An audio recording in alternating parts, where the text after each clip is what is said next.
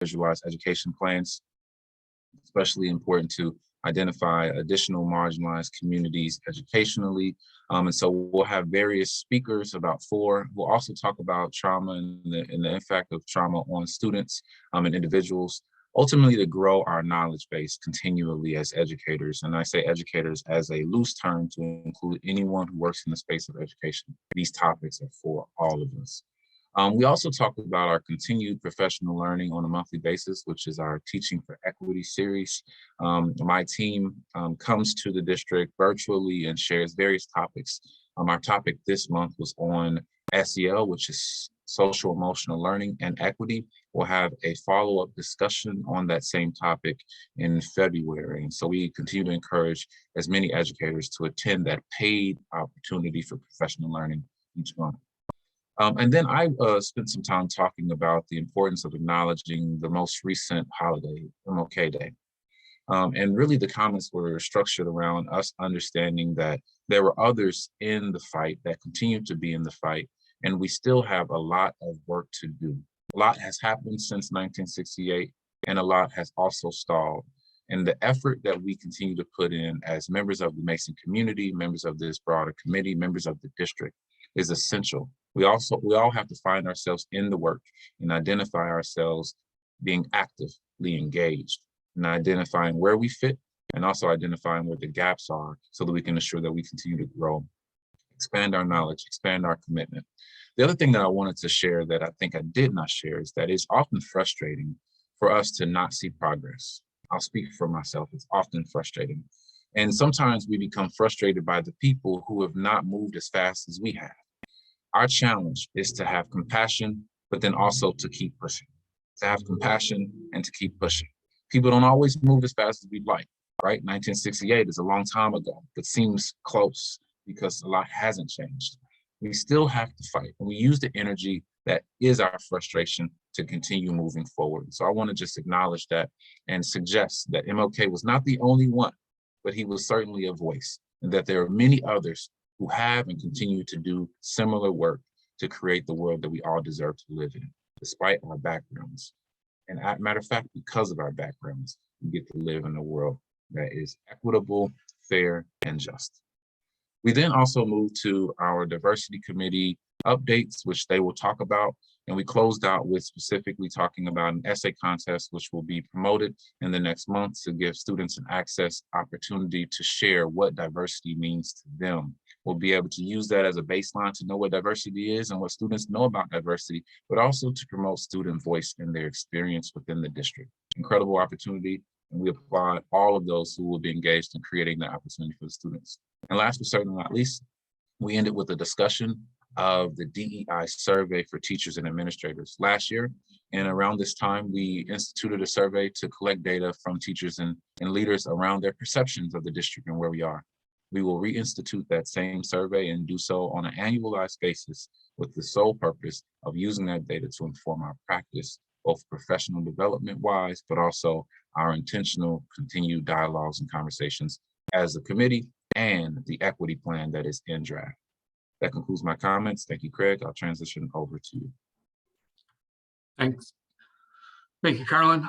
We're going to turn now to our diversity subcommittee chair reports. We'll start with the community, educational resources, and communications. Thank you. I'm Jen Slosher, and we are discussing the Mason Moves Forward kickoff event that will likely be held on March 12th. We have a few more items to finalize before we confirm that date. We are looking to have Dr. Titchener's group, or Dr. Titchener at least, do some informational presentation for us, along with some cultural presentations by some area dance groups. We're hoping to get some local athletes involved and have a panel discussion to talk about some personal experiences with DEI and their experiences in the community. We will be presenting some of the essay contest winners from the month of February. They will be oral, written, or verbal opportunities for the students to participate in and share their voices.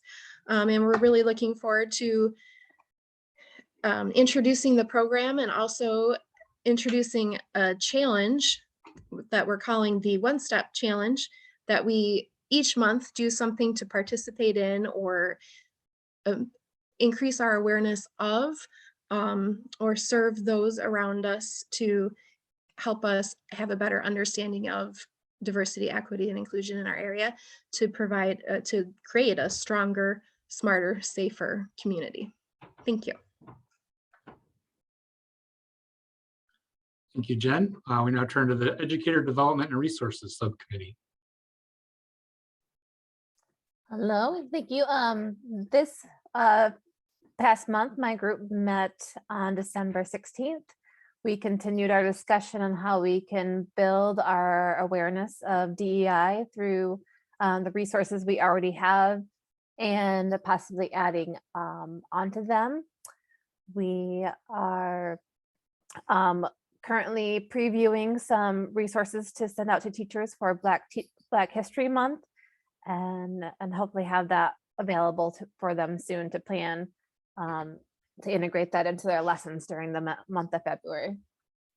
That's it for us.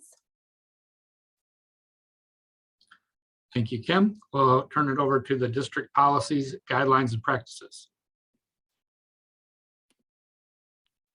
Thank you, Craig. I'm Ted Berryhill, the middle school principal and chairperson of the Policy and Guidelines Subcommittee. The Policy and Guidelines Subcommittee will be meeting on February 1st to develop an equity decision-making tool for administrators, board members, and staff to utilize while setting or implementing policies and guidelines with our students and families. The group is planning to borrow concepts and structures from 3 documents that were shared with me from Dr. Virginia Winters during a recent diversity training that I attended at the Michigan Leadership Institute. My committee is going to work and kind of glean the best ideas from those documents and create a draft to be shared with the larger committee for eventual vote and then dissemination across the district. Thank you. Thank you, Ted. We'll turn over to our student experience group.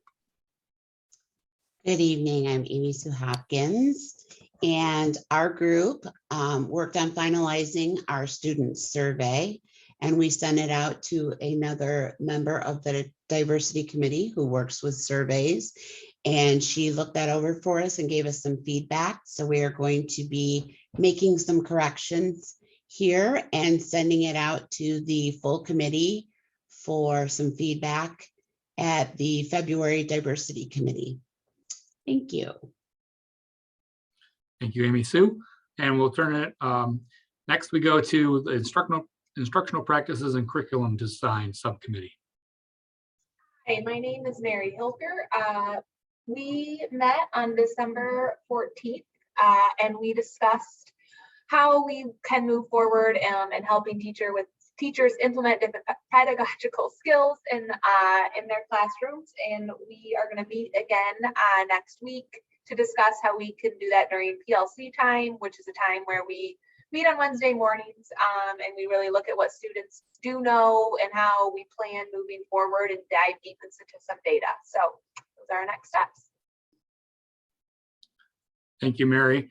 The membership committee did not meet, but they did. I'm a member of that subcommittee, and we did have some discussion just informally about the membership and being engaged with the committee as we go forward. We just talked about that as internally as a group this evening. So unless there was anything else from our subcommittee co-chairs, we'll move into the last agenda item, and that'll be it for our public share out. So again, we really appreciate, I know this committee and I really appreciate the opportunity to continue to work on the efforts of the district in terms of diversity, equity, and inclusion. I think you can begin to see from some of the report outs, some of the steps that are being taken. We were also reminded earlier tonight by Dr. Tishner and by just where we are in the calendar year as we just honored Dr. Martin Luther King Jr.'s birthday, that the work is never done. But we have made some steps, but there's much more to be done, and we probably won't ever be done, but we're going to keep working at it. So that's sort of where we are for this evening, Thursday, January 20th. I thank everyone for joining this portion of the meeting and a share of the Diversity Committee of Mason Public Schools. And we don't talk to you before. We'll see you next month.